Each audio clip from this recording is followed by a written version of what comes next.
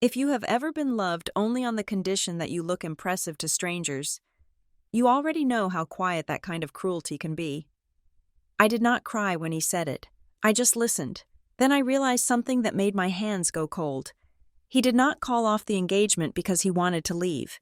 He called it off because he thought I would pay $41,600 to stay. My name is Ember Watson, and at 33 years old, I have built a life that functions like a well-oiled machine. I am a communications specialist for Graybridge Civic Services, a role that sounds terribly boring to the kind of people who chase viral moments. I do not mind the boredom. In my line of work, excitement usually means a water main has burst, or the city council is being sued. I am the person who drafts the press releases that keep the public calm. I am the person who ensures the tone is steady, reliable, and invisible. People underestimate this kind of work until the moment they need someone to fix a disaster, and then, suddenly, I become the most important person in the room. For the last 4 years, I applied that same steady management style to Grant Mercer. Grant was the opposite of invisible. He was a man who seemed to vibrate with the need to be seen. He worked in business development, a title that was vague enough to sound important but specific enough to justify his obsession with appearances. He was charming, certainly. He had a smile that he practiced in the mirror and a way of making you feel like you were the only person in the room, at least until someone more important walked in. Then his eyes would glaze over, sliding past your shoulder to find the real target. We had a plan, or rather, I had a plan, and Grant had a vision board. We were engaged to be married in 6 months, to prepare for this life together. We had established what we called the Future Fund. It sat in a high-yield savings account solely in my name, a digital nest egg totaling exactly $41,600. That number is important. It was not inherited wealth. It was not a lottery win. It was the result of 5 years of brown bag lunches, driving a sedan with a dented bumper, and picking up freelance editing work on weekends. Grant spoke about the fund constantly. He referred to it as our leverage, our down payment, our safety net. Yet, if you looked at the transaction history, you would see a very specific pattern. Every deposit came from my checking account. Grant always had a reason why he could not contribute just yet. He was investing in his personal brand. He was liquidating assets that never seemed to liquefy. He was waiting for his quarterly bonus. He always promised to start contributing next month. Next month never came, but the wedding date was approaching. The crack in the foundation did not happen during a fight. It happened over seared scallops at a restaurant called The Vantage. We were having dinner with 3 of Grant's college friends, all of whom had recently been promoted to titles that required a lot of capital letters. The air smelled of expensive cologne and truffle oil. The conversation was a status game. One man was talking about his recent acquisition of a rental property in Aspen. Another was complaining about the wait list for a specific luxury watch. I sat there, sipping water, nodding at the appropriate intervals. I knew my role. I was the supportive fiancé. I was the soft place for Grant to land. Then the conversation turned to honeymoons. "We did the Maldives," the watch complainer said, leaning back. "You have to do the Maldives. If you are not spending $15,000 on the flights alone, are you even doing it right?" The table laughed. Grant laughed the loudest, his hand resting on my shoulder, his fingers tapping a nervous rhythm. "So, Grant," one of the wives asked, turning her gaze on me, "where is the power couple going? Bora Bora? Lake Como?" I smiled. Genuinely, I had been researching this for weeks. "Actually," I said, my voice clear, "we were thinking of doing a coastal road trip up to Maine, just renting a convertible, hitting the small towns, eating lobster rolls on the docks, low-key, just us." The silence that followed was brief, but it felt sharp enough to cut skin. Then, the laughter started. It was not a warm laugh. It was tight and high-pitched. It was the sound of people who were embarrassed on my behalf. "A road trip?" The Aspen guy chuckled. "Like, sleeping in motels? That is quaint. Ember, very rustic." "Grant," the other man teased, I thought you said you guys were going all out. I looked at Grant. This was the moment where he was supposed to squeeze my shoulder. This was the moment where he was supposed to say that we preferred intimacy over performance. Instead, Grant pulled his hand away from me. He picked up his wine glass and joined the laughter. He laughed a beat too enthusiastically, his eyes darting around the table to ensure he was still part of the pack. "You know Ember," he said, his voice straining to sound casual. "She loves to keep it simple. I am still working on the upgrade." I sat there, frozen. The lobster roll suddenly seemed very stupid. The $41,600 I had saved, money that could have bought 10 trips to the Maldives but was intended for a house, felt heavy in my mind. The drive back to Grant's apartment was silent. It was not a peaceful silence. It was the silence of a man rehearsing a speech. He stared straight ahead, his jaw tight. When we pulled into his parking garage, he did not wait for me. He walked to the elevator, hitting the button with unnecessary force. Inside his apartment, he did not turn on the lights. He sat on the edge of his beige designer sofa, the one I had helped him pick out because he said it looked executive. The city lights filtered through the blinds, casting slats of shadow across his face. "We need to talk," he said. I put my purse down. "Okay." He took a deep breath, looking at his hands. "I think we should call off the engagement." The words hung in the air. I waited for the grief to hit me. I waited for the panic, the tears, the desperate bargaining, but nothing came. My pulse remained steady. "Why?" I asked.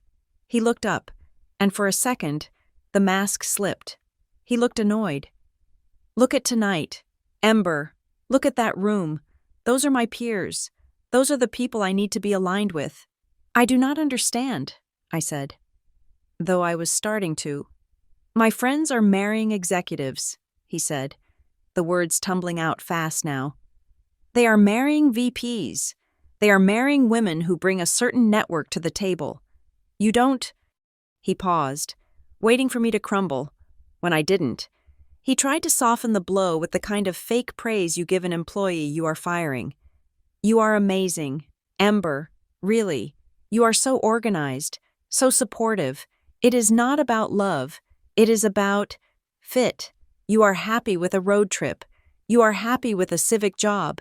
And that is fine for you. But I need someone who pushes me. I need a partner who reflects where I'm going, not where I came from." I looked at him. I really looked at him. I saw the expensive watch he had bought on credit. I saw the apartment he could barely afford. I saw a man who was so terrified of being ordinary that he was willing to discard the only person who actually knew him. And then I realized something that made my hands go cold.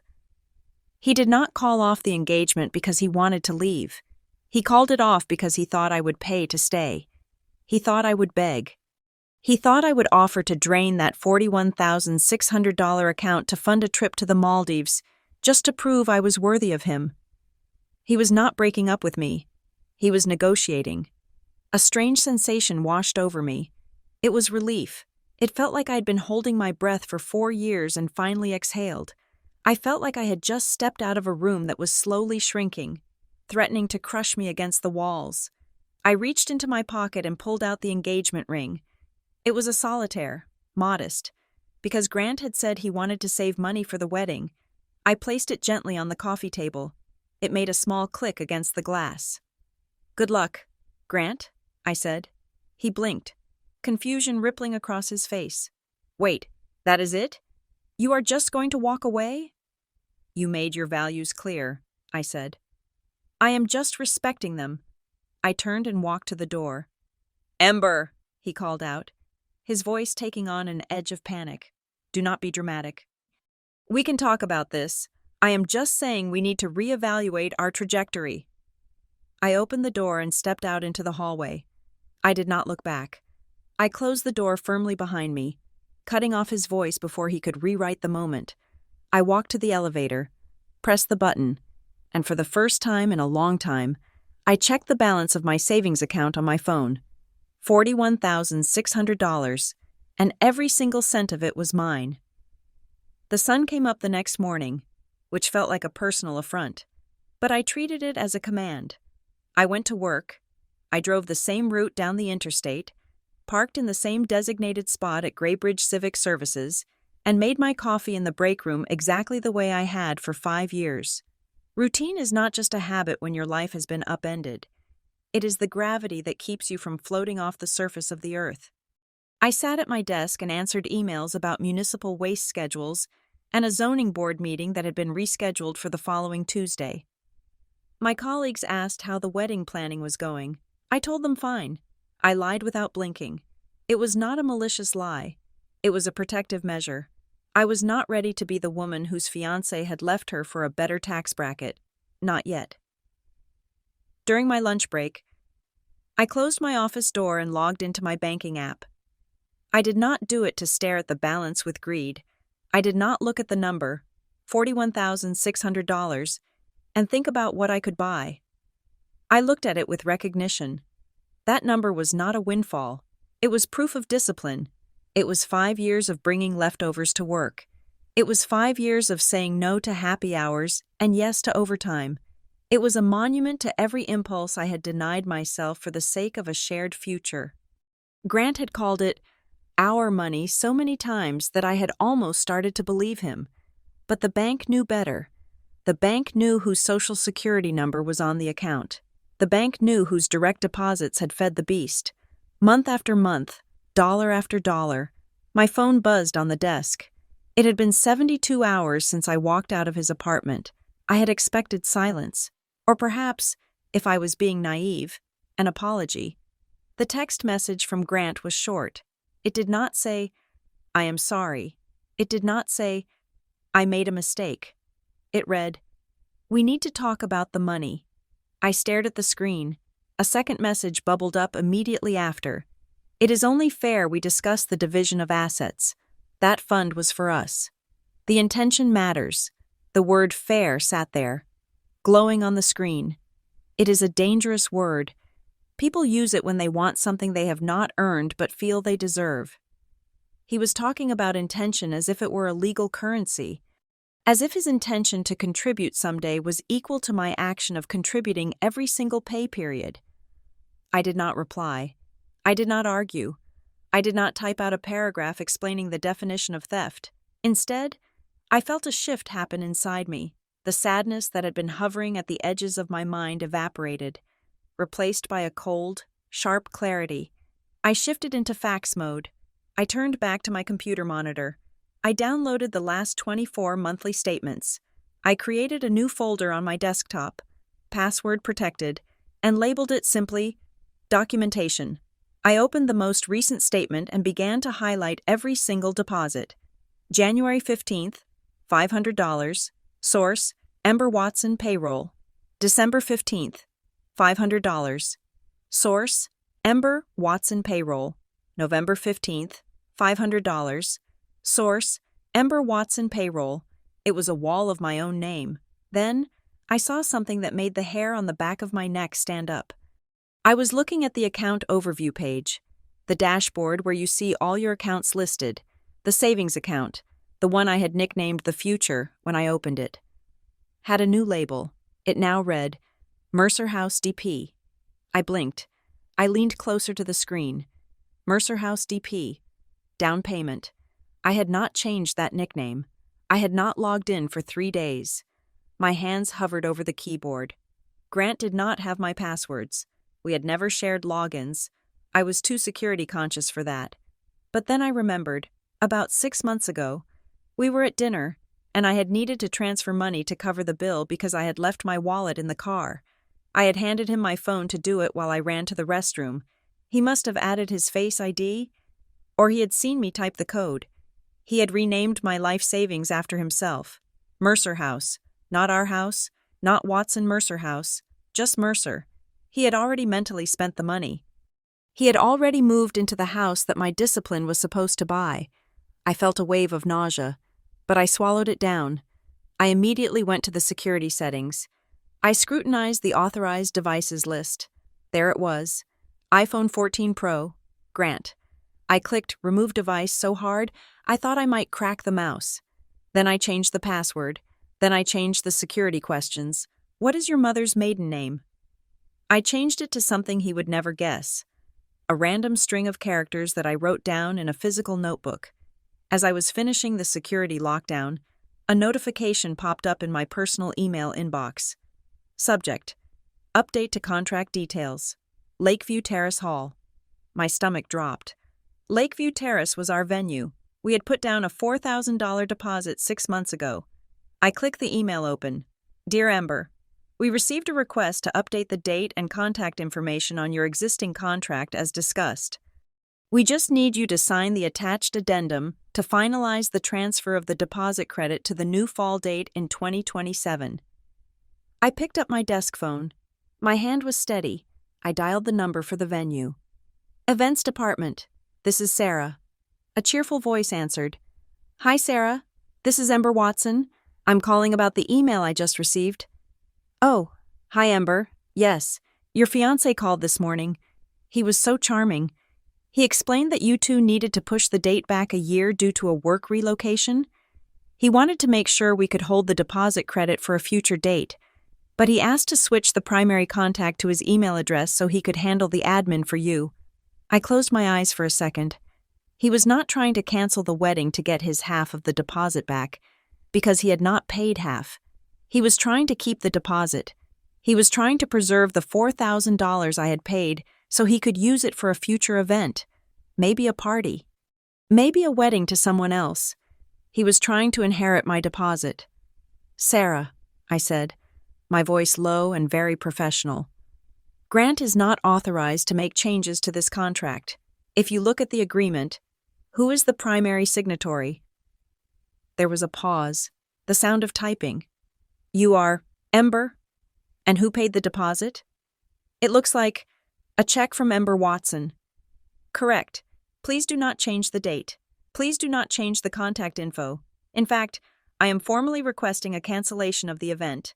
I will review the contract terms regarding refunds. But for now, freeze everything. Do not speak to him. Oh, Sarah said. Her voice lost its cheer. I understand. I will flag the file immediately. I hung up. I took a piece of paper from my printer tray. I picked up a pen. I started a list. It was not a list of grievances. It was a list of fortifications. 1. Secure all financial accounts. 2-factor authentication on everything. 2. Audit credit report. 3. Cancel florist, photographer, caterer, confirm refund policies in writing. 4. Archive all text messages and emails from Grant starting today. I looked at the list. It was clinical. It was boring. It was the most important document I had ever created. Grant thought he was playing a game of emotional chicken. He thought if he used words like fair and intention, I would fold because I was nice. He thought I was the woman who planned road trips and stayed quiet at dinner parties. He did not realize that the quietness was not weakness. It was observation. I looked at the bank balance one last time before logging out. $41,600. I did not feel angry. Anger is hot. It burns you out. I felt cold.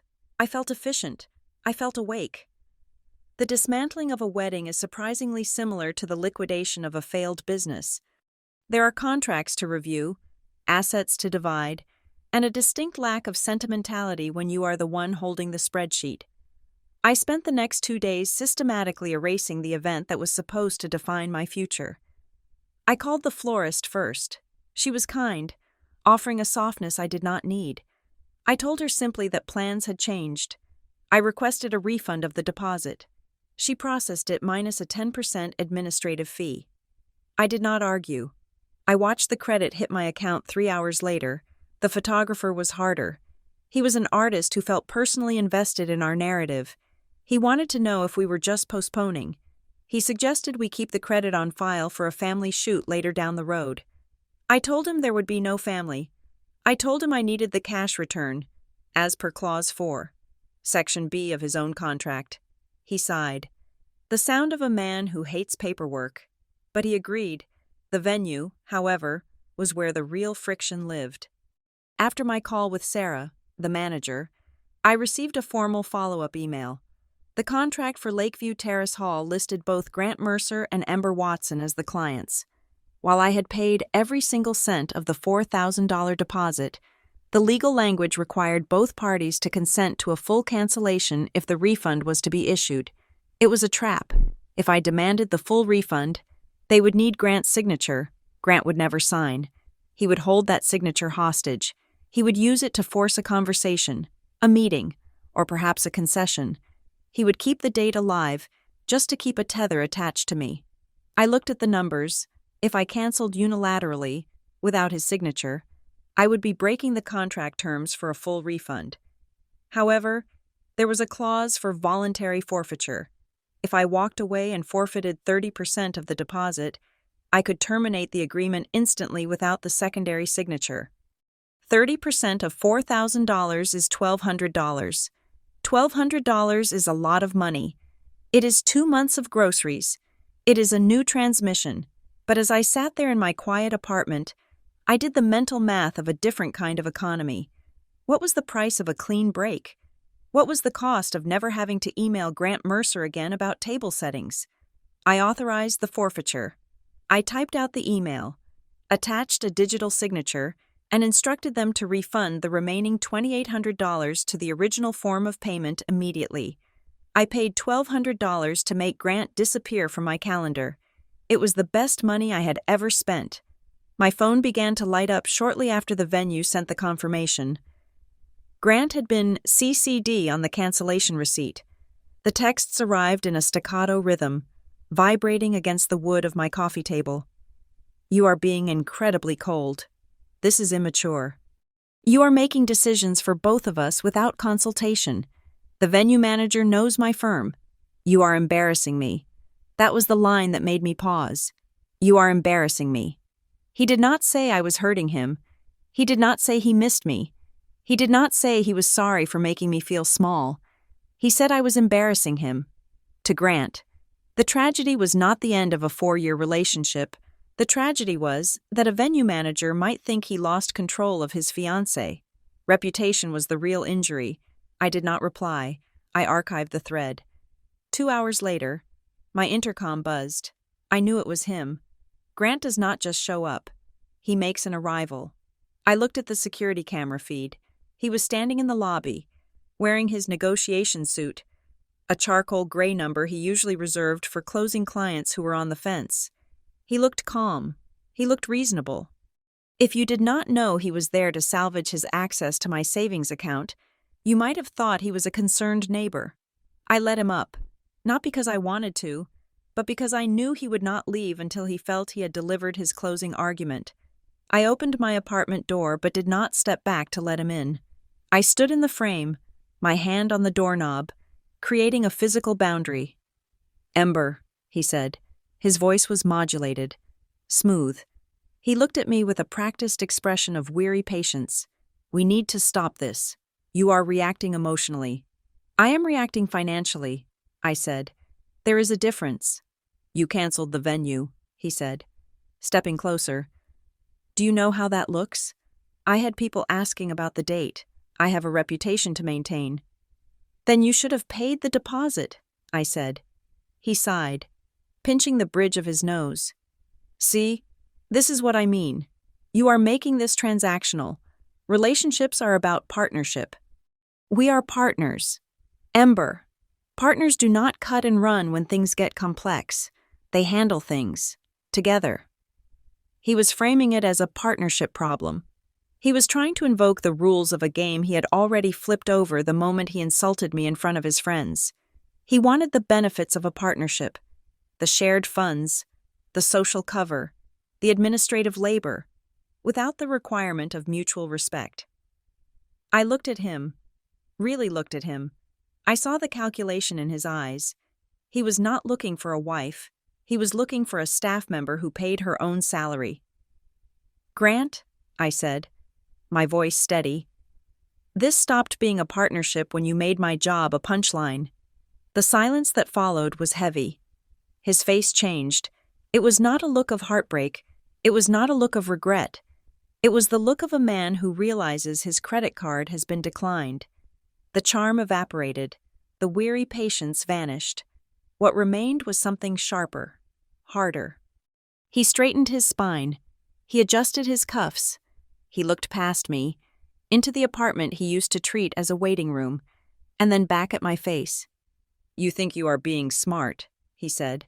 His tone was lower now, stripped of the fake warmth. "But you are burning bridges you might need. I know people in this city. Ember. I know people at Greybridge. If you want to make this ugly, I can make things very difficult for you." "Are you threatening me?" I asked. "I am advising you," he said. "Handle this privately, unfreeze the assets, put the money back where it belongs, or you will find out just how small this town actually is." He was threatening my career. He was implying that his network of executives and important people could reach into my quiet, steady job and dismantle it. "Goodbye, Grant," I said.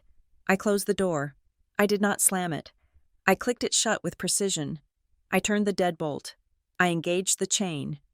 I leaned my back against the wood, listening to his footsteps retreat down the hallway. He walked slowly, rhythmically, like a man who was already planning his next move. I realized then that the wedding would not have been a celebration. It would have been an acquisition. The engagement ring was not a promise. It was a retainer fee. If I had married him, this entitlement, this belief that my resources were his, that my reputation was merely a prop for his, would have been the architecture of my entire life. He thought he had just declared war, but standing there in the quiet of my hallway, I knew the truth. He had just confirmed that I was right to burn the contract. I walked back to my computer. I opened the folder labeled Documentation. I created a new document. I typed the date and the time. Then I typed, "Grant Mercer arrived at my residence, attempted to intimidate me regarding financial assets, implied threats to my employment if I did not comply with his demands." I saved the file. I was not afraid. I was prepared. The wedding was canceled, but the work was just beginning. The digital intrusion began at 2:00 in the afternoon on a Tuesday. I was in the middle of drafting a press release about a new recycling initiative when my phone lit up with a notification from my bank. Security alert. Unsuccessful login attempt detected from a new device. I stared at the screen. The location of the device was listed as downtown, 3 blocks from where Grant worked. My stomach gave a small, uncomfortable lurch, but I told myself it could be a glitch. Maybe an old laptop I had logged into once was trying to sync. 10 minutes later, a second notification arrived. This one was different.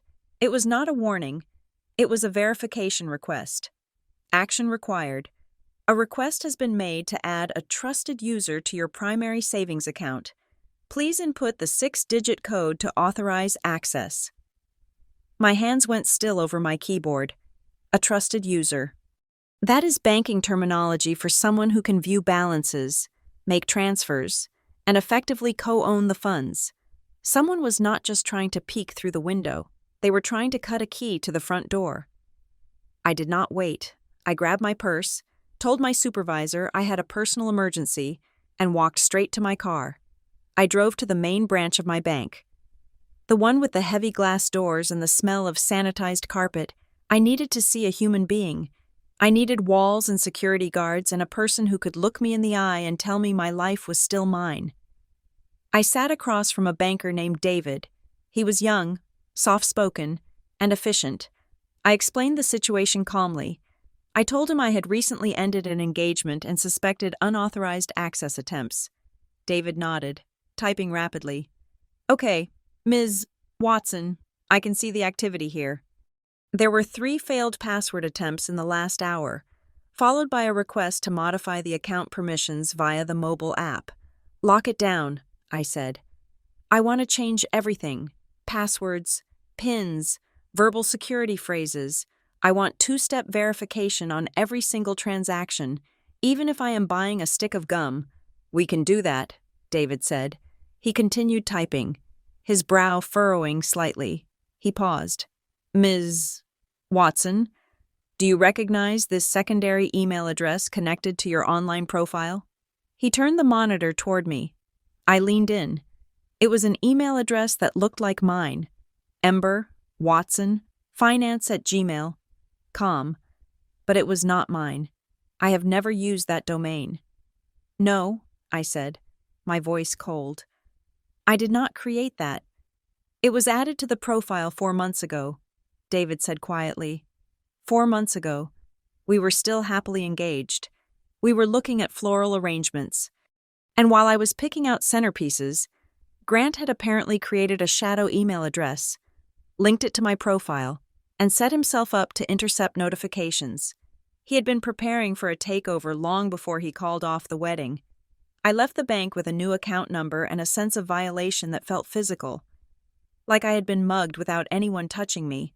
But the paranoia had set in, and once that door is opened, you have to walk all the way through. When I got home, I did not turn on the lights.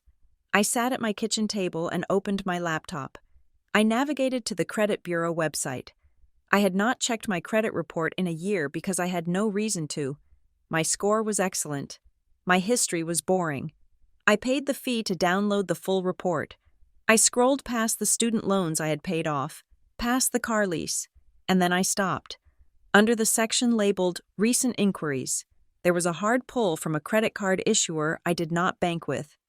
The inquiry was dated 3 days ago, the same day Grant and I had broken up. I clicked for details. The application status was pending. The applicant name was Ember Watson. The social security number was mine, but the mailing address was not my apartment. The address listed was 402 West Skyline Avenue, apartment 8B, Grant's apartment. My breath caught in my throat. He had applied for a high-limit credit card in my name, using his address, likely hoping to intercept the physical card before I ever knew it existed. He wasn't just trying to take the savings, he was trying to leverage my credit line. I moved with mechanical precision. Panic is a luxury I could not afford. I called the credit bureaus, one by one. I placed a total freeze on my reports. I called the credit card issuer and flagged the application as fraudulent. My hands were perfectly calm as I held the phone, but my heart was hammering against my ribs so hard I could hear it in my ears. "Ms. Watson," the fraud specialist asked, "do you know the person who might have done this?" "Yes," I said. "I do." I filed the fraud affidavit. I saved the confirmation number. I printed the report. I added it to the folder. I thought that was the end of it. I thought I had caught the leak. But a week later, the phone rang. It was a number I did not recognize, but it was local. I answered, expecting a telemarketer. "Hello? Is this Ember Watson?" A woman's voice. Professional. Brisk. "Speaking." "Hi, Ms. Watson. This is Linda from Apex Mortgage Services. I am just calling to verify a few details on the employment verification form you submitted for the pre-qualification packet." I froze. The room went silent. "I am sorry," I said slowly. "What pre-qualification packet?" "For the mortgage," Linda said, sounding confused. "The application for the property on Oak Street? We received the packet last week. I just need to confirm your length of employment at Graybridge Civic Services." The co-borrower listed, Grant Mercer, provided the pay stubs, but we need verbal confirmation before we can issue the pre-approval letter. The world tilted on its axis. It wasn't just a credit card, it was a house. Grant had not just been looking for a status wife, he had been looking for a co-signer. He had submitted a mortgage application listing me as a co-borrower without my signature, without my consent, using my pay stubs that he must have photographed from my desk when he visited my office months ago. He needed my income. That was the twist that finally made the picture clear. His friends were executives. He was in business development. But clearly, his numbers did not add up. He could not qualify for the life he wanted on his own. He needed my steady, boring, government job stability to anchor his fantasy. He didn't want to marry me. He wanted to merge with my credit score. "Linda," I said, my voice shaking with a rage so cold it felt like ice. "I need you to listen to me very carefully. I did not apply for a mortgage. I am not buying a house with Grant Mercer. That application is fraudulent." There was a stunned silence on the other end. "Oh," Linda said. "Oh, I will need to send this to our compliance department immediately. You do that, I said. And Linda? Send me a copy of everything he submitted. I hung up the phone. I stood in the center of my living room. I realized then that Grant was not just an arrogant man with an ego problem. He was a parasite. He had been building a nest for himself using twigs he stole from my garden. He called off the engagement because I wouldn't pay for the honeymoon, never expecting that by losing me. He was also losing the very foundation of the financial life he was trying to build. He was using my stability as leverage to build a life I was not even invited to, except as a signature on a loan. I looked at the folder on my desk. It was getting thicker. It was no longer just a breakup. It was an investigation, and I was the lead detective. Over the next 3 days, the refunds began to hit my account. It was not a flood, but a steady trickle of reclamation. $200 from the florist, $600 from the photographer. The partial refund from the venue landed with a digital thud. $2,800. For years, I had been trained to view money as a resource for us. Every dollar I earned was a brick for a future house, a cushion for a future child, a safety net for a future layoff. But now, staring at the balance, I realized this money was not a building block. It was an exit strategy. I did not go to the mall. I did not buy a revenge dress. I did not upgrade my car. Those were performative acts, and I was done performing. Instead, I opened a travel website and booked a flight. I chose Lisbon and Porto. I chose Portugal because it was not the Maldives, which Grant had drooled over for the status, and it was not the coastal road trip I had suggested, which he had mocked for being too simple. It was a place neither of us had ever discussed. It was neutral ground. The ticket cost $1,400. I paid for it without asking anyone if the dates worked for their schedule. I did not announce it on social media. I did not post a photo of my passport with a caption about finding myself. I packed my suitcase on a Tuesday night with the curtains drawn. I packed light, comfortable shoes, loose linens, a notebook. I moved with the efficiency of someone leaving a burning building who knows exactly what to save and what to let burn. When I arrived in Lisbon, the air smelled of salt and grilled fish. The light was different there, gold and heavy, bouncing off the limestone of the sidewalks. I spent the first 2 days walking until my calves burned. I climbed the steep hills of the Alfama district, getting lost in the maze of narrow streets, where laundry hung from iron balconies like flags of surrender. I ate alone. This was the test. In my life with Grant, dining out had been a production. It was about getting the right table, ordering the right wine, and ensuring we looked like a couple who belonged. Here, I sat at small, wobbly tables on the sidewalk. I ordered sardines and green wine. I wiped olive oil from my chin with a paper napkin. No one looked at me. No one evaluated my fit. I was invisible, and in that invisibility, I found a strange, intoxicating power. I realized how much of my life had been a performance. I had been auditing my own laughter, editing my own opinions, and shrinking my own desires to fit into the negative space Grant left behind. I had been so busy trying to be the perfect executive wife for a man who wasn't even an executive that I had forgotten what I actually liked. On the 4th day, I took the train to Porto. I sat by the river as the sun began to dip below the horizon, turning the water into a sheet of hammered copper. The famous blue tiles of the city glowed in the fading light. It was beautiful. But it was not just the view. It was the silence in my head, the constant low-level anxiety, the worry about the bank, the mortgage fraud, the emails, had quieted down. I took my phone out. I had not posted anything in weeks. I snapped a single photo of the empty street, the tiles catching the golden hour light. I typed a caption. I didn't overthink it. Turns out peace is expensive until you stop paying for other people. I hit post. Then I put the phone in my bag and ordered another coffee. By the time I checked the screen an hour later, the device was hot. The notifications were stacking up like debris. The first wave was the likes from people I barely knew. Then came the comments. "So true," wrote a college friend. "Beautiful," wrote a coworker. Then came the second wave, the flying monkeys. Grant's sister, Brielle, had commented, "Hope you are okay. Seems a bit dramatic to leave town given everything that is unresolved." A mutual friend, the wife of the Aspen guy from the dinner party, sent a direct message. "Are you in Europe? Grant is really worried about you. He says you just disappeared. We are all concerned."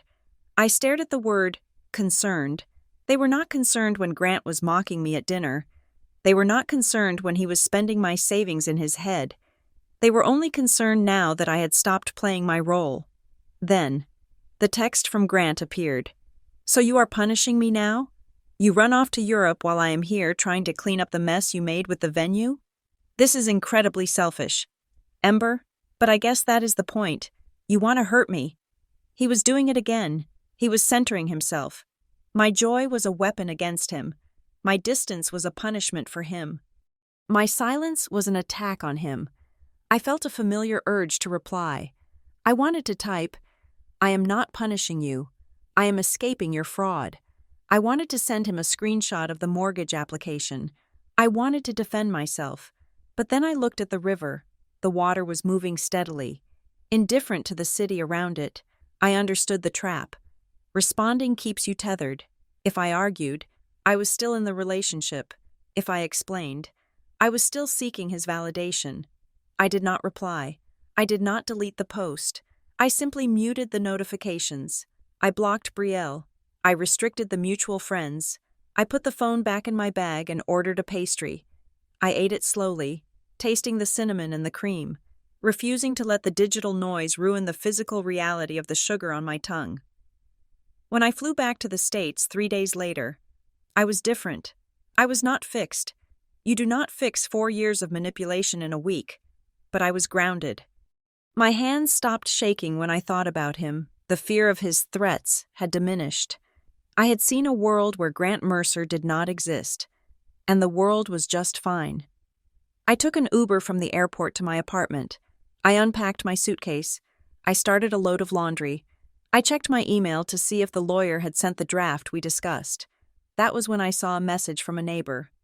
A sweet older woman named Mrs. Higgins who lived down the hall. "Dear Ember, I saw you were away. I just wanted to let you know that Grant stopped by a few times. He seemed very distressed. He told me about how hard you have been taking the breakup and how you had to get away because the pressure of his lifestyle was too much for you. I just wanted to say, do not let him get to you. You are a strong girl." I sat down on my couch. The calmness I had found in Porto hardened into something like steel. Grant had been busy. While I was eating sardines and finding peace, he had been on a PR campaign. He knew people would ask why the wedding was off. He knew people would ask why I had left. So he invented a narrative that saved his ego. He was telling people I ran away. He was telling them I couldn't handle his world. He was painting me as the small-town girl who cracked under the pressure of his high-stakes life. He was framing my escape as a failure and his fraud as lifestyle pressure. He was using my silence to write his fiction. I looked at the stack of documents on my desk. The credit report, the mortgage fraud packet, the bank logs. He thought I ran away because I was weak. He thought I was hiding in Portugal to lick my wounds. He was wrong. I didn't go to Portugal to hide. I went to rest, because I knew that when I came back, I was not going to fight him with rumors or social media captions. I was going to fight him with the one thing he could not spin, could not charm, and could not lie his way out of. I was going to fight him with the law. The envelope arrived on a Thursday, nestled between a flyer for a pizza place and a coupon for dry cleaning. It was thick, cream-colored, and bore the return address of a law firm I had never heard of. It looked important, which I suspected was the entire point. Grant loved things that looked important. I opened it at my kitchen table with a letter opener, slicing through the paper with the same precision I was learning to apply to my entire life. The letter was a masterpiece of legal ambiguity. It claimed that Grant Mercer was seeking an equitable share of the joint assets accumulated during our domestic partnership. It argued that while the account was in my name, the funds represented a shared intent and mutual lifestyle contributions. It stated that Mr. Mercer had forgone his own savings to support our shared standard of living, thereby entitling him to restitution. Then came the number. It was absurdly specific. They were demanding $20,800. It was exactly 50% of my savings account. I did not panic. I did not throw the letter across the room. I looked at it as if it were a press release with a typo. Grant was trying to litigate feelings. He was trying to invoice me for the time he spent drinking my wine and sleeping on my couch. I picked up my phone and called Talia Shore. Talia and I had gone to college together. She was now a contracts attorney who specialized in corporate litigation. She was the kind of person who read terms and conditions for fun. "Send me a picture of it," she said, her voice tinny over the speakerphone. I listened to the silence as she read the image I texted her. Then she laughed. It was a sharp, barking sound. "Ember," she said, "this is cute." He hired a strip mall lawyer to write a demand letter based on relationship contributions. That is not a legal term. That is a therapy term. "He wants half," I said. "He thinks because he talked about the money, he owns it." "Courts do not split savings accounts based on vibes," Talia said, her voice dropping into her professional register. "Unless he can show a paper trail of deposits coming from his accounts, or a written contract stating this was a joint fund, he has nothing. He is fishing. He is hoping you are scared enough to write a check to make him go away." "I am not scared," I told her. "I am bored." "Good.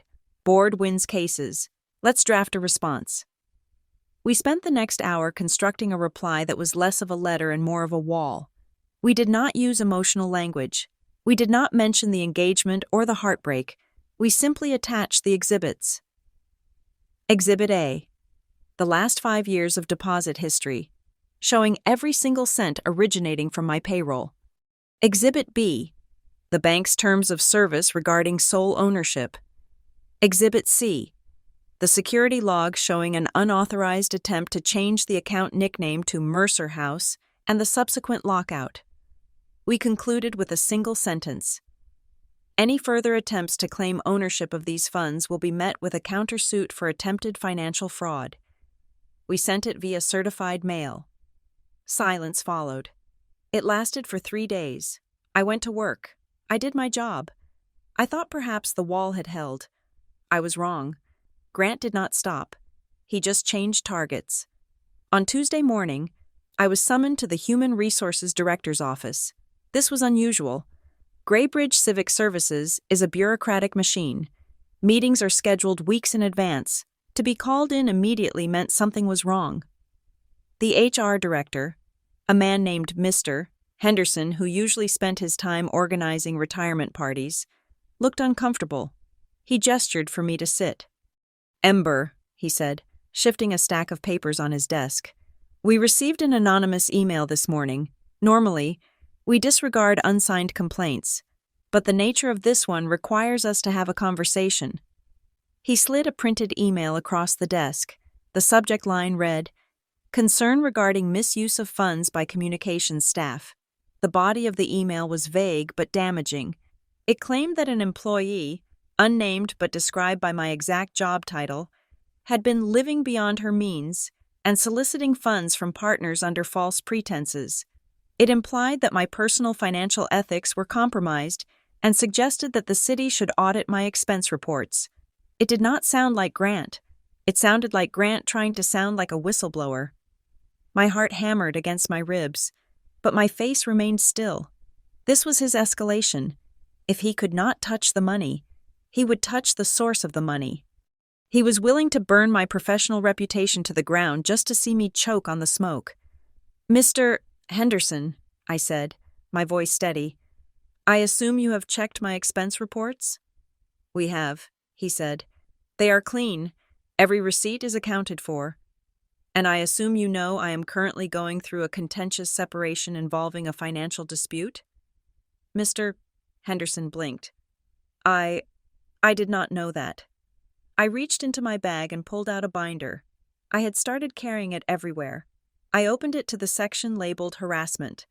I pulled out the demand letter from Grant's lawyer and the time-stamped log of the unauthorized bank access. My former fiancé is currently attempting to extort $20,800 from my personal savings, I said. When his legal attempt failed last week, he threatened to make things difficult for me. This email is retaliation. It is a domestic dispute spilling into my workplace, and for that, I apologize. But the allegations are entirely fabricated. Mr. Henderson read the demand letter. He looked at the email. He looked back at me. The tension in his shoulders dropped. I see, he said. This is very personal. It is, I agreed.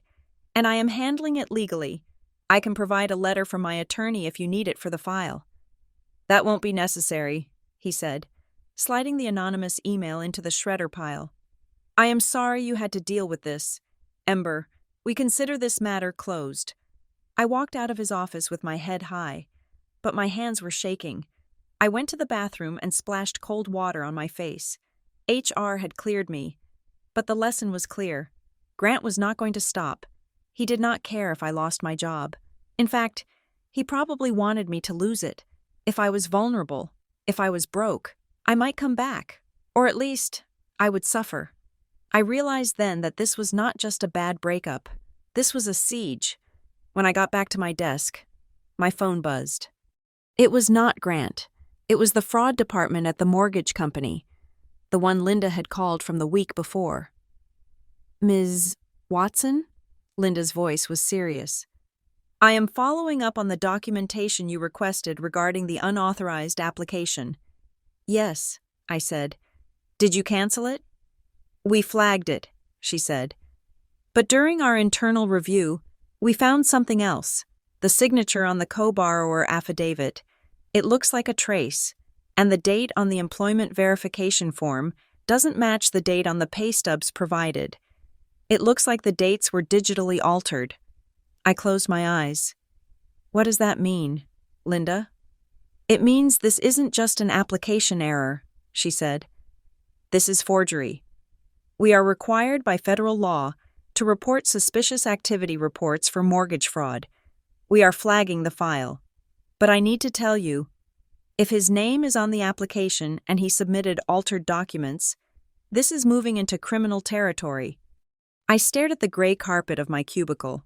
Grant had digitally altered my pay stubs. He had forged my signature. He had tried to trick a federal lender into giving him hundreds of thousands of dollars based on a lie. If I did nothing, if I let it slide to keep the peace, my name would be attached to a federal crime. If the loan had gone through and he defaulted, they would have come for me. They would have garnished the wages I earned at this desk. The demand letter for $20,800 was a joke. The anonymous email was a nuisance, but this was a felony. I thanked Linda and hung up. I sat there for a long time. I thought about the man who had sat on my couch and told me I wasn't enough for his executive friends. I thought about how desperate he was to maintain the illusion of success. He was so desperate that he was willing to commit a crime and drag me into the cell with him. I opened my email and typed a message to Talia. Subject: New development. Body: It is not just a civil dispute anymore. We have forgery. We have wire fraud. We need to stop playing defense. I was done waiting for the next attack. I realized that the only way to end a siege is not to build higher walls. It is to walk out the gate and dismantle the enemy's engine. I was not going to ruin Grant Mercer.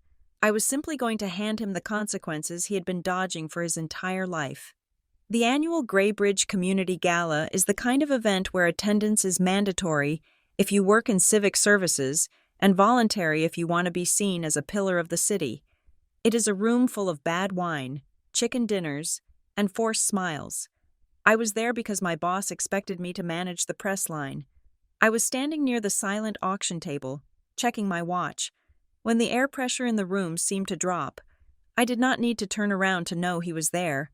Grant has a specific way of entering a room, a projection of confidence that demands attention. But when I turned, I saw that he had not come alone. He had brought reinforcements. His sister, Brielle, was walking beside him. Brielle was a woman I had spent holidays with, a woman I had bought birthday gifts for. She looked nervous. Her hands were clutching a small clutch bag, as if it contained a weapon. They beelined for me. This was not an accidental meeting. This was a strategic ambush. They had cornered me in a room full of my colleagues, donors, and the city council. Knowing that I would not cause a scene, Grant was banking on my professionalism to silence me. "Ember," Grant said. He wore a tuxedo that I knew he had rented because he could not afford to buy it.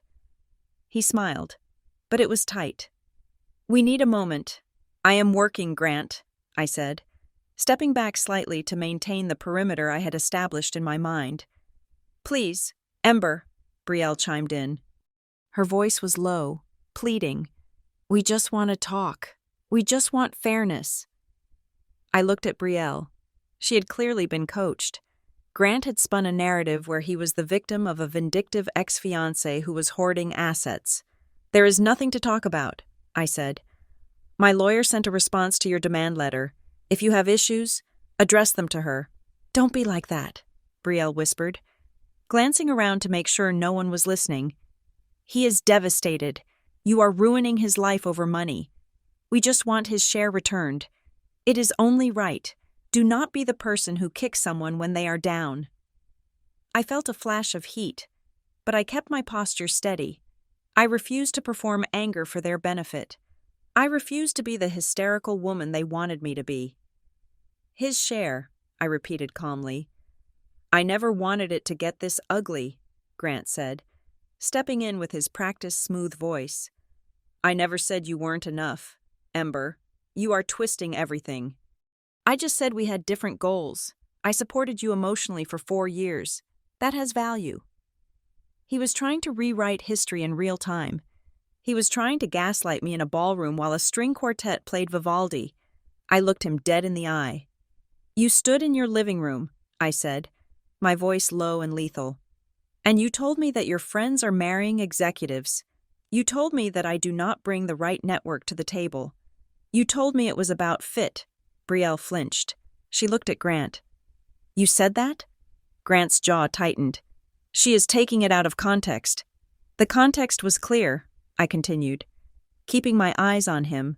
"You wanted a partner who could fund the lifestyle you feel entitled to, but since we are talking about fairness, let us clarify the numbers." I turned to Brielle. "Grant is telling you I am keeping his money. Is that right?" Brielle nodded, looking unsure. He said he put everything into that account." "Brielle," I said, "I have the bank statements going back 5 years. Grant never contributed to the future fund. Not once. Not a single deposit. Every dollar in that account came from my paycheck. The only time he touched that account was when he tried to hack into it last week to rename it after himself." Brielle froze. She turned to her brother. The look on her face shifted from protective indignation to confusion. "Grant? Is that true?" Grant snapped. The mask slipped completely. "That is not the point," he hissed, his voice rising just enough to turn a few heads nearby. "The point is the partnership. The point is the life we were building. You are obsessing over details because you are petty." "It is the point," I said. My voice was surgical. I did not need to shout to cut him.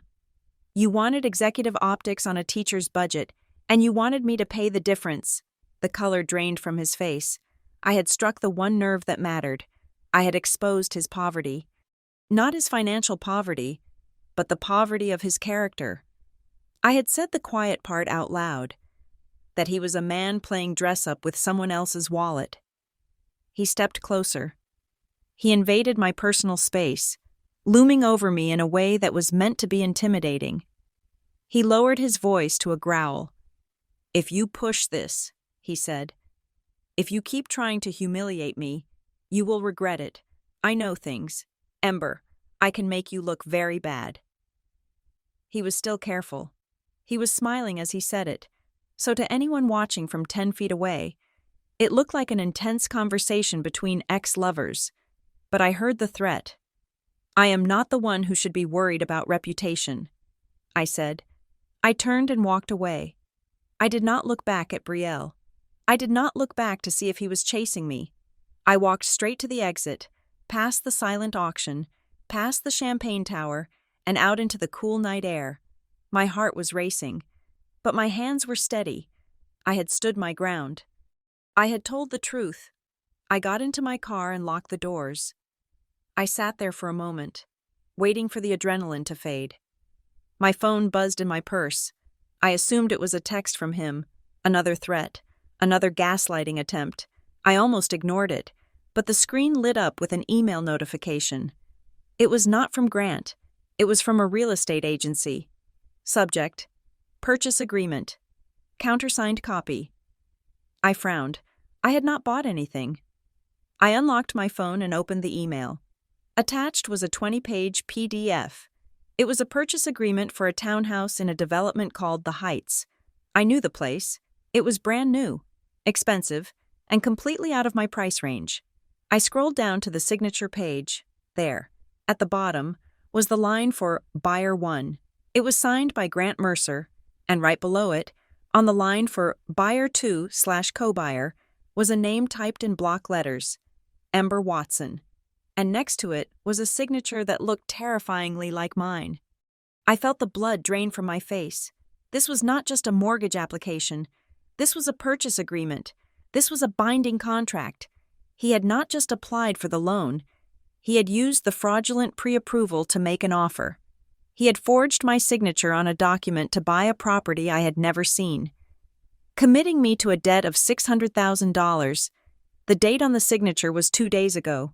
He had signed this while I was in Portugal. He was standing in that ballroom, lecturing me about fairness and threatening my reputation, knowing full well that he had just committed grand larceny in my name. I looked at the timestamp. He had sent the copy to my email. Why? Was it a mistake? Then I saw the email address in the CC field. Ember Watson, financegmail.com. He had meant to send it to his secret account, the one he created to intercept my alerts. He had slipped up. He had auto-filled the wrong Ember. He didn't know I had seen it. I sat in the dark car, the screen glowing against my face. He thought he was playing a game of intimidation. He thought he could bully me into silence. But he had just handed me the smoking gun. He had just handed me the keys to his own destruction. The weekend after the gala, I forced myself to attend a professional development workshop at the community college. It was titled Crisis Communication for Nonprofits. Under normal circumstances, I would have stayed home, staring at the purchase agreement that was currently burning a hole in my digital inbox. But I needed to be somewhere where Grant Mercer could not find me, and a fluorescent-lit classroom on a Saturday morning seemed like the safest place on earth. The facilitator was a man named Miles Rennick. He was not the kind of man I was used to. Grant was a man of sharp angles, tailored suits, and teeth whitened to an unnatural brightness. Miles was rumpled. He wore a corduroy jacket that looked like it had actually been worn, and he had ink stains on his fingers. He spoke with a quiet, unhurried cadence, the voice of someone who listens more than he shouts. During the break, I stood by the coffee urn, trying to look invisible. Miles approached me. He did not scan the room for someone more important. He looked directly at my name tag. Graybridge Civic Services, he read. You guys had a hell of a winter with the storm response. The press release about the power grid? That was excellent work. It was clear, it was honest, and it didn't panic anyone. I blinked. I was so used to people glazing over when I mentioned my job, or worse, making a joke about bureaucracy. I wrote that, I said, surprised into honesty. I figured, Miles said. He poured himself a coffee. It takes a very specific kind of discipline to be clear when everyone else is screaming. It is rare. He asked me what I did, and for the first time in 4 years, I did not brace for judgment. There was no flicker of assessment in his eyes. He wasn't calculating my net worth or my social utility. He was just interested. We ended up getting coffee after the workshop. Then coffee turned into a walk through the historic district. It was the most terrifying date of my life, because it was so completely normal, with Grant. Every outing was an audition. Was I wearing the right dress? Did I laugh at the right time? Was I an asset to his brand? With Miles, we just walked. We went into a used bookstore, and I watched him get excited about a first edition of a history book that smelled like dust and vanilla. We sat on a park bench and watched dogs chase frisbees. There was no scorekeeping. He did not talk about his trajectory. He did not drop names of executives he wanted to impress. He talked about his sister's bakery. He talked about why he liked teaching. Inevitably, the conversation turned to personal history. We were sitting at a small table in a cafe, nursing the dregs of our lattes. "You have a shadow," Miles observed gently. "You check your phone like you are expecting a bomb threat." I looked at him. I could have lied. I could have said it was work, but I was tired of lying. "I ended an engagement recently," I said. "It was complex. He was very concerned with appearances. I wasn't enough of a trophy." I waited for the pity. I waited for him to tell me I was better off, or to offer some platitude about plenty of fish in the sea. Miles didn't smile. He looked at me with a seriousness that made my chest ache. "I am not impressed by titles, Ember," he said, "and I am not impressed by flash. I am impressed by steadiness, and from what I have seen today, you are the steadiest person in the room." The words landed deeper than any compliment Grant had ever paid me.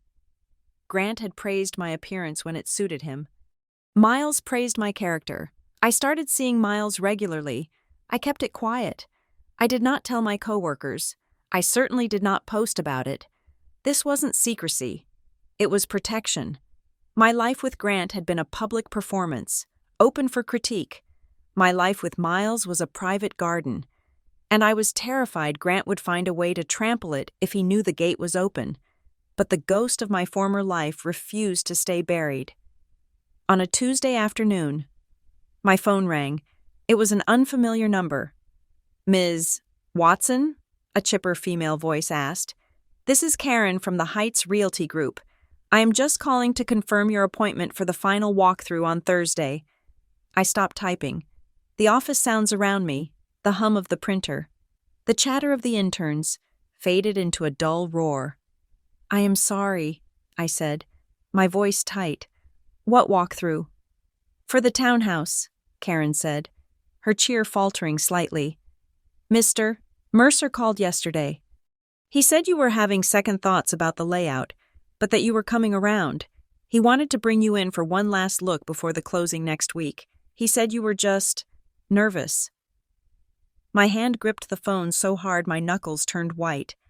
Grant was still doing it, even after I had confronted him at the gala, even after I had decimated his narrative in front of his sister. He was still pushing the train forward. He was telling the realtors I was nervous. He was telling them I was coming around. He was using my identity to keep the deal alive, likely hoping he could bully or guilt me into signing the final papers at the last second. Or worse, he was planning to forge my signature on the closing documents just like he had on the purchase agreement. "Karen," I said, "I need you to listen to me. I am not nervous. I am not coming around. I have never seen this townhouse. I did not sign that purchase agreement."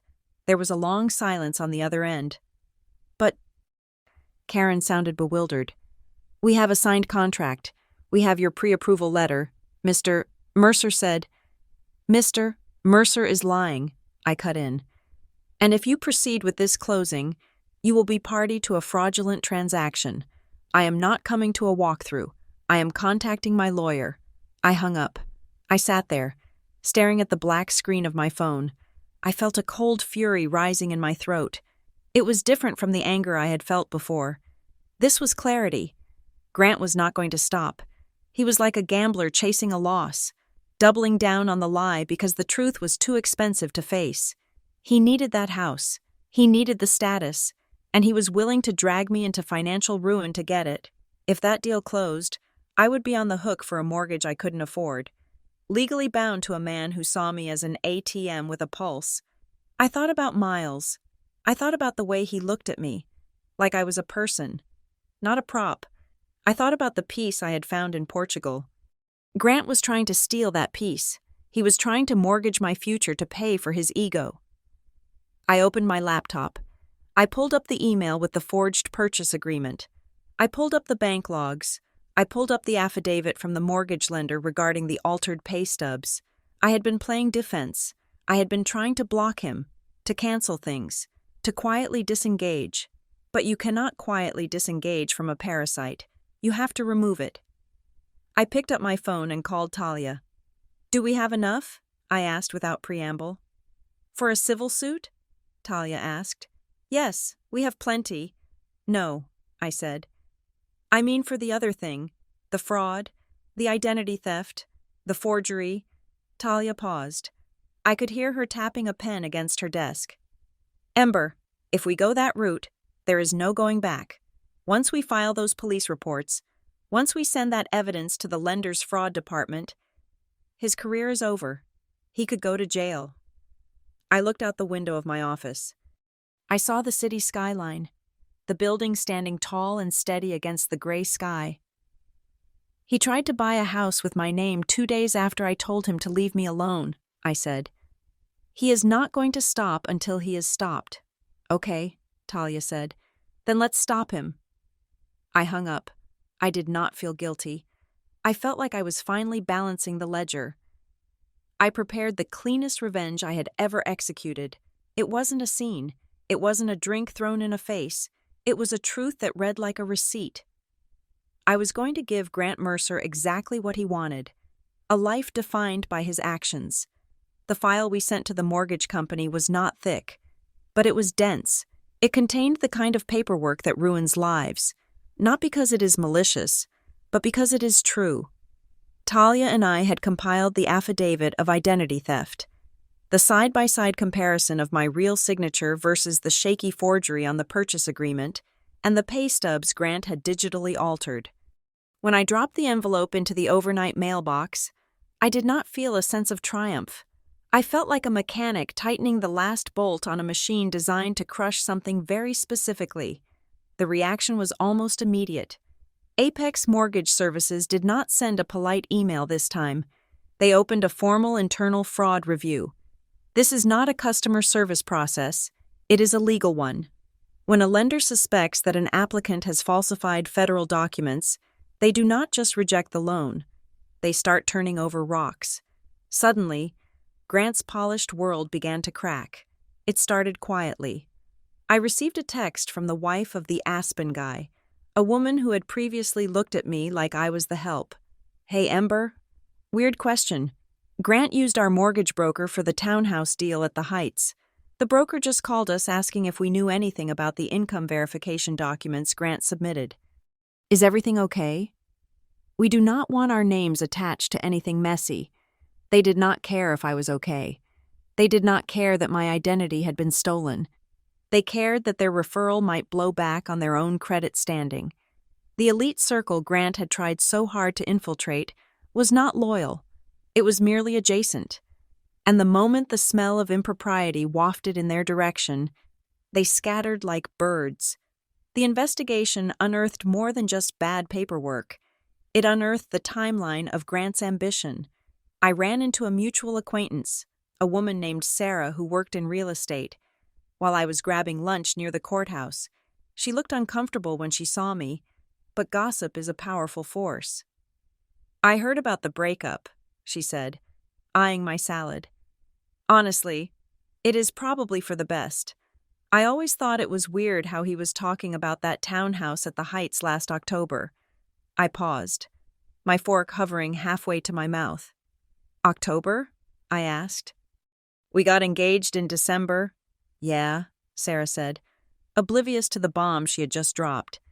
"He was showing everyone photos of the model unit at a happy hour. He said he had found the perfect place.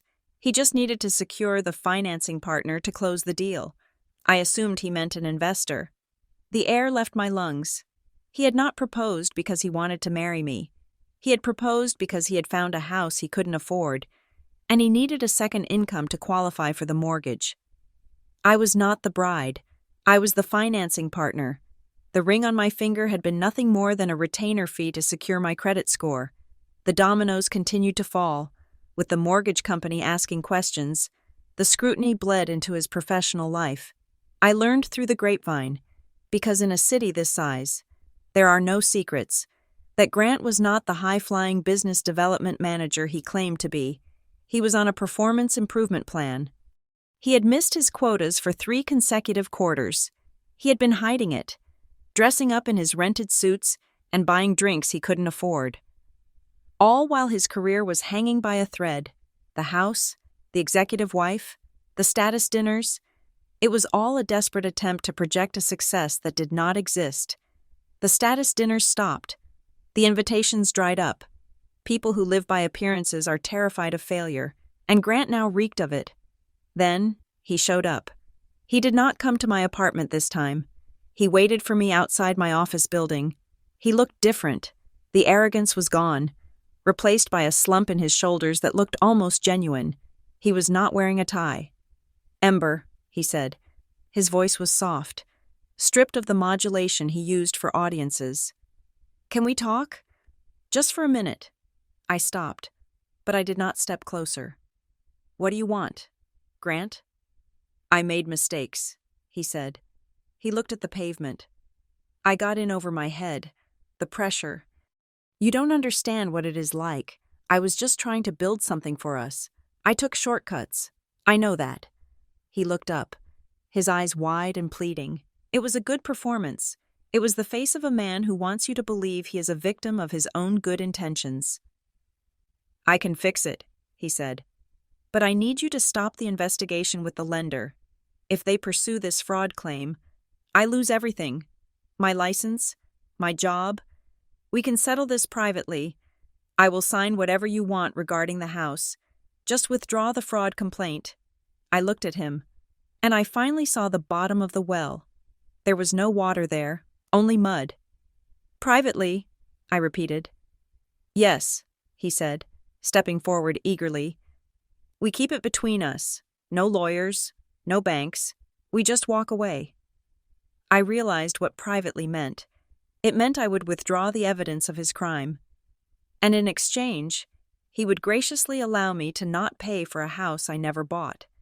It meant I would clean up his mess so he could go find another victim.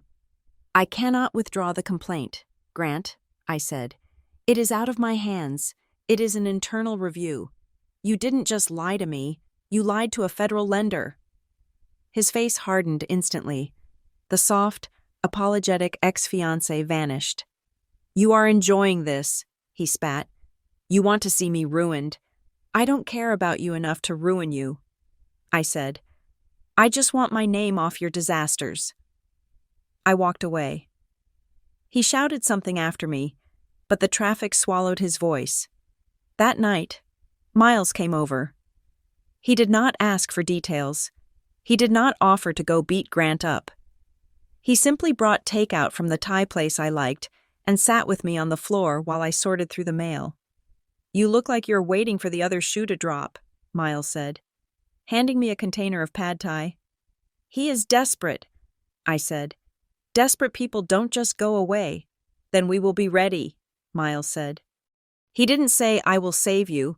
He said, "We will be ready." It was a partnership, not a rescue mission. He drove me to my meetings with Talia. He waited in the car when I had to drop off documents, reading his history books, a calm presence in the rearview mirror that reminded me I was not fighting this alone. 2 days later, the notice arrived. Grant had realized that charm wouldn't work and intimidation had failed. So he played his last card. He filed a formal request for mediation. The filing claimed that the $41,600 in my account was a shared asset based on verbal agreements and the expectation of future marriage. He was also claiming a right to reimbursement for relationship expenses. He was dragging me to a table to argue over every dollar I had saved while he was spending his own money on appearances. Talia called me within the hour. "He is bluffing," she said. "He wants to drag you into a room and make it so uncomfortable that you pay him to leave. He thinks you will write a check for $10,000 just to end the headache." "I know," I said. "We can fight the mediation request," Talia said. "We can push for a court dismissal. It will take months, but we will win." "No," I said. There was a pause on the line. "No?" "I agree to the mediation," I said. "Set it up, next week." "Ember," Talia warned, "you do not have to sit in a room with him. I want to, I said. I want him to sit across a table and say these things on the record. I want a binding agreement. I want to look him in the eye when the pen hits the paper. If we go to court, it drags on. If we settle in mediation, it is over. I want the ending to be final. I hung up. I looked at the calendar. Next Thursday. Grant thought mediation was his chance to squeeze a settlement out of me. He thought he could charm a mediator the way he charmed everyone else. He thought I was coming to negotiate. He was wrong. I was not bringing a checkbook. I was bringing the truth. Mediation is designed to be a civilized alternative to courtroom battles. But the room felt less like a place of resolution and more like a surgical theater. The walls were painted a neutral beige. The air conditioning was set to a sterile chill, and the mahogany table was wide enough to land a small aircraft on. Grant arrived 10 minutes late, a power move he had undoubtedly read about in one of his business journals. He was dressed like a brochure for a life insurance company, wearing a navy suit, a crisp white shirt, and an expression of practiced sadness. He looked reasonable. He looked like a man who had been wronged, but was willing to be the bigger person. He sat down, nodded at the mediator, a retired judge with wire-rimmed glasses, and then offered me a small, tight smile. I did not smile back. I placed my binder on the table. It was 3 inches thick. It contained bank statements, vendor contracts, the human resources clearance letter, the fraud logs, and the correspondence from the lender. It made a heavy, dull thud against the wood. Grant's attorney, a man who looked like he billed by the second, opened the proceedings. He spoke about equitable distribution and implied contracts. Then Grant took over. "I never wanted to be here," Grant said, his voice dropping to a register that suggested deep emotional pain. "Ember and I built a life together. That fund was not just money, it was a symbol of our shared future. I supported her emotionally for 4 years. I advised her on her career. I sacrificed my own liquidity to maintain our network. It is only fair that I leave this partnership with a share of the assets we created together." The mediator looked at me. "Ms. Watson?" I did not attack Grant's character. I did not call him a liar. I simply opened the binder to tab 1. "This is a ledger of every deposit made into the account ending in 4098 over the last 60 months, I said. My voice was calm, almost monotonous. January 15th, 2021, $500. Source, Ember Watson Payroll. February 15th, 2021, $500. Source, Ember Watson Payroll. I continued. I read 6 months' worth of entries. The rhythm was hypnotic and devastating. "Grant Mercer's name does not appear in the deposit column once," I said, looking up. "Not in 2021, not in 2022, not in 2023. Grant shifted in his chair. As I said, my contributions were intangible. I paid for dinners. I paid for trips. Tab 4, I said, turning the page. Credit card statements. Every trip we took was split. I Venmo'd Grant for my share of the flights. Here are the transaction logs. The mediator adjusted his glasses, leaning over the documents. Grant's attorney cleared his throat. "Ms. Watson, domestic partnerships are not always 50-50 financial splits. The law recognizes non-monetary contributions." "I agree," I said. "But the law does not recognize fraud as a contribution." The room went deadly silent. I flipped the binder to the back section. This was the section I had not shared with anyone but Talia and the fraud investigators. "This," I said, sliding a packet across the table, "is a purchase agreement for a townhouse at the Heights, dated last week. It lists Grant Mercer as the primary buyer and Ember Watson as the co-buyer." Grant went pale. His attorney picked up the document, his eyes scanning the page rapidly. "My client did not sign this," the attorney said, frowning. "I know," I said, "and neither did I. That is a forgery. But Grant Mercer submitted it to a lender. And this document here is the internal fraud review from Apex Mortgage Services. confirming that the pay stubs submitted with this application were digitally altered to inflate the household income. I looked directly at Grant. You are asking for $20,800 from my savings as an equitable share, but at the same time, you were using my identity to secure a mortgage of $600,000 without my consent. The mediator looked at Grant. Mr. Mercer, is this true? Grant opened his mouth, but no sound came out. He looked at his lawyer. His lawyer was no longer looking at him. He was looking at the fraud review with the expression of a man who realizes he is standing very close to a burning building.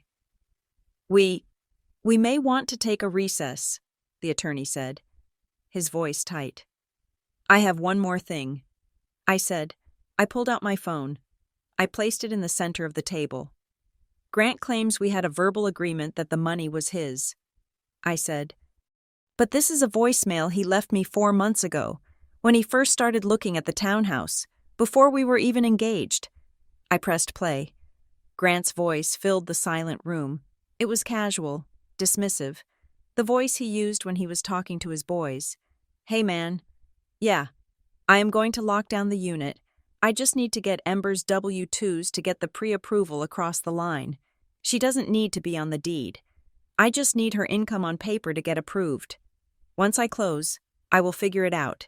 She is just the vehicle. You know? She is just the vehicle. The recording ended. Grant looked like he had been struck. He wasn't looking at me anymore. He was staring at the table, his hands clenched into fists. He knew. He knew that recording destroyed his entire narrative of partnership and shared dreams. He had admitted, in his own voice, that I was nothing more than a financial instrument to him. The mediator sat back in his chair. He took off his glasses. He looked at Grant's attorney. Counsel, the mediator said, his voice ice-cold. I suggest you advise your client regarding his position, because from where I sit, this has moved beyond a mediation dispute and into the territory of criminal liability. Grant's attorney closed his briefcase. He leaned over and whispered something furiously into Grant's ear. Grant's face turned a shade of gray I had never seen before. He nodded. Once, sharp and jerky. We are withdrawing the claim, the attorney said. Mr. Mercer is prepared to sign a release. I want it in writing, I said. Full release of all claims to the fund. Acknowledgement that he has no ownership interest in any asset held in my name, and a permanent cease and desist regarding any future contact. Draft it, the attorney said. 10 minutes later, the document was ready. Grant signed it. His hand was shaking. The pen scratched against the paper. A harsh, final sound. He did not look at me. He signed away his claim to my $41,600, and in doing so, he signed away the last tether he had to me. The session ended. The mediator shook my hand. Good luck, Ms. Watson. I walked out of the building. The sun was shining, bright and indifferent. I stood on the sidewalk, taking a deep breath of air that tasted like exhaust and freedom. The door opened behind me. Grant came out. He looked smaller in the sunlight. The brochure gloss had faded. You are really going to ruin me? He asked. There was no anger left in his voice, only a pathetic sort of disbelief. The mortgage fraud review. If that goes through, I will never work in finance again. I looked at him. I thought about the 4 years I had spent making myself smaller so he could feel big. I thought about the road trip we never took. I thought about the way he laughed when his friends mocked me. I didn't ruin you, Grant, I said, my voice calm as dawn. I stopped covering for you. I turned and walked away. I did not look back to see him standing there. He was a sunk cost, and I had finally closed the account. 6 months later, I bought a house. It was not a townhouse in a luxury development. It was a bungalow on the east side of town, with a porch that needed painting and a garden that was overgrown with ivy.